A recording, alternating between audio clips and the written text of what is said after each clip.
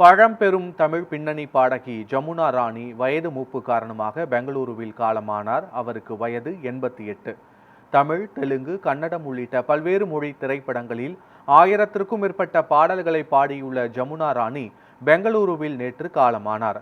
அவரது மறைவுக்கு திரையுலகினர் இரங்கல் தெரிவித்துள்ளனர். ஜமுனா ராணியின் இறுதி சடங்குகள் கல்லஹள்ளி என்ற இடத்தில் நடைபெற இருப்பதாக அறிவிக்கப்பட்டுள்ளது.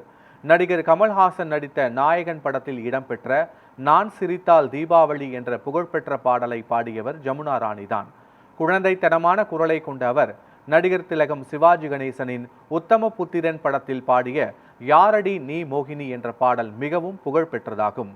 குங்கும பூவே கொஞ்சும் புறாவே, ஆசையும் நேசமும், பாட்டொன்று கேட்டேன் பரவசமானேன் போன்ற பல்வேறு காலத்தால் அழியாத தமிழ் திரைப்பட பாடல்களை அவர் பாடியுள்ளார். அண்மையில் எஸ் ஜானகி மறைந்த நிலையில் தற்போது பழம்பெரும் பின்னணி பாடகி ஜமுனா ராணியும் மறைந்தது தமிழ் திரைப்பட ரசிகர்களை சோகத்தில் ஆழ்த்தியுள்ளது.